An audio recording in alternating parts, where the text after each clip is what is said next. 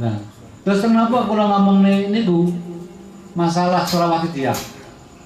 Amargi beliau itu yang ingin dijauhkan dijasakan bukan perjuangan dia, sholawatnya wahidiyah. Saat ini kita tinggali, kita koreksi. Datang lembar wahidiyah ajaran terakhir apa? Lillah, billah, rasul, birasul. Bukan wonten lillah, wonten. Lillah, billah, bukan dijasakan. Lillah, hak prerogatifnya Mbah Masjid. Hak prerogatifnya orang Mbah Masjid. Tiang namakan wahidiyah, namakan salah wahidiyah. Nggih lillah, nggih di rasul, nggih bi rasul, nggih billah. Nah, bukan lillah, bukan tinggian nama wahidiyah. Ini ngapunten. Di sini akan dijasakan saya perjuangan wahidiyah. Masuk saat ini pengertian perjuangan wahidiyah kalau dijasakan mari. Kula mboten wareh-wareh nerangaken iki. Amargi babagan sing laru. Lek diterangne bolak-balik. Diomongane bolak-balik. Lan dadi doktrinitas, kuwi akhir dianggap bener. Walaupun salah. Mula niku kula nggih ngomong niki mboten wareh-wareh. Supados mengke sing menganggap hal yang keliru selama ini saged dadi keliru. Niku harapan kula. Perjuangan wahidiyah niku disebut juga perjuangan fakhiru ila Allah. Pengertian perjuangan wahidiyah berjuang niku riyen. Terus kita harus mengerti makna daripada berjuang. Lah berjuang itu subjeknya, pengamalnya. Nglakoni atau melakukan sesuatu. Usaha nyelametne awake dhewe. Nyelametne keluarga awake dhewe. Di samping umat, saka rusak keimanan itu perjuangan, itu berjuang, ya. Itu perjuangan. Perjuangan itu isinya hampir sama, tapi berbeda. Perjuangan itu ngelakoni, itu perjuangan ya, berbeda. Perjuangan itu ngelakoni, tapi tanpa usaha, ngelakoni perintah Allah, ngelakoni perintah Allah, tegas ngelakoni apa-apa sing perintah Allah, ninggalin apa-apa sing dilarang Allah. Itu perjuangan. Wahidiyah saka basa Arab artinya wahid, nah, satu atau tunggal. Wahid niku tunggal. Lajeng ditambah ya tak marbutoh, nggih. Dadi wahidiyah. Nah, artinya golongan orang yang mentauhidkan Allah Subhanahu wa taala. Jadi perjuangan wahidiyah itu artinya nglakoni, ngedowi larang Allah. Nglakoni perintah Allah. Sebagai layaknya golongan orang yang bertauhid kepada Allah Subhanahu wa taala. Itu perjuangan. Itu wahidiyah. Terus juga bisa disebut perjuangan fakir Allah. Artinya melakukan, meninggalkan larangan Allah, lari kembali kepada Allah.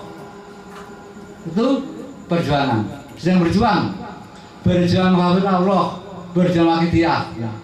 Kalau berjuang itu melakukan, mengajak diri kita lahir batin, mengajak keluarga kita, anak-anak kita, istri kita, umat kembali kepada Allah, mengabdikan diri dengan sempurna.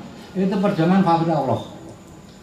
Perjuangan wahidiyah melakukan sesuatu, menyelamatkan diri kita, keluarga kita, di samping umat dari rusaknya keimanan, dijadikan golongan orang yang bertauhid kepada Allah Subhanahu wa taala. Itu perjuangan wahidiyah. Nah, sedangkan salah wahidiyah salah satu unsur dari perjuangan wahidiyah. Jadi perjuangan wahidiyah meliputi 3 perkara. Saya ulangi lagi. Yang pertama, sholawat wahidiyah sebagai amalannya yang berfungsi menjernihkan hati. Yang kedua, jujur urip sebagai ma'rifat billah, yaitu definisinya petunjuk penerapan ilmu ketauhidan yang sehingga menjadikan kesadaran hati bagi pengamalnya terus sampai malaikat Israel menjemput. Jadi dalam kehidupan kita tidak boleh lepas daripada lillah lirasul ghos, birasul bil ghos, billah dalam itu tidak bisa lepas. Kalau lepas sedikit bahaya. Yang dikhawatirkan itu kalau kita lepas, bisa lepas malaikat Israel jemput, bagaimana kita? Jadi kalau bisa kita berusaha menjawantahkan ajaran Waqidiyah dalam kehidupan sehari-hari, di samping mengawas Waqidiyah. Dan hubungan kita, interaksi kepada manusia lain dengan jalan tidak pandang bulu. Siapapun boleh mengamalkan, siapapun kita ajak, kita selamatkan untuk menjadi hamba Allah yang diridai Allah Subhanahu wa taala. Di situ. Jadi orang-orang mengatakan bukankah perjuangan Waqidiyah sebagai layaknya Islam? Tidak. Yang dimaksud sama juga Islam. Apa syaratnya? Syahadat. Sudah sah. Asyhadu alla ilaha illallah wa asyhadu anna Muhammadar Rasulullah. Dengan nama Allah yang Maha Pengasih lagi Maha Penyayang, saya bersaksi bahwa tidak ada Tuhan yang kami sembah selain Allah. Dan saya bersaksi bahwa Nabi Muhammad Rasulullah. Itu sudah sah menurut hukum agama maupun negara. Tetapi tidak hanya itu, walaupun sah, tapi kalau kita tidak melakukan Rasulullah, seperti Rasulullah Isra, sholat, ya kan? Sholat wajib. Kita tidak puasa di bulan Ramadan, walaupun kita tercatat sebagai umat Islam dengan syahadat kita. Mungkinkah Rasulullah memberi syafaat kita? Tidak mungkin. Begitu juga di dalam Waqidiyah. Kita mengamal masa Waqidiyah 40 hari sudah sah, seperti yang dilakukan Bayai. Senajan nemoake lembar Waqidiyah tentang sampah diamalin sah-sah. Tapi bukan berarti walaupun itu sah kita menjadi pengamal Waqidiyah, belum tentu. Oleh karena mari kita pelajari lagi, kita pahami lagi tentang ajaran Waqidiyah. Mereka mengamal Waqidiyah seperti layaknya di dalam lembar Waqidiyah, tetapi tidak lilghos. Maka mereka hanya pengawas Waqidiyah, tapi tidak berwaqidiyah. Artinya, mengapa mereka mengamal sholawat seperti itu? Orang Islam, mereka Islam, tapi KTP. Begitu halnya dengan kita mengamal Waqidiyah sah saja. Seperti layaknya syahadat di dalam catatan sipil kita Islam. Memang sah kita menjadi umat Islam, tapi apakah kita hanya itu saja? Hanya syahadat, tidak sholat, tidak puasa. Tanya lamun kita mendapat syafaat kanjeng Nabi Muhammad SAW. Seperti halnya itu, kita mengamal Waqidiyah hanya sampai lillah billah lirasul, tapi tidak lilghos. Tanya lamun mendapatkan nadrul bayi di akhirat.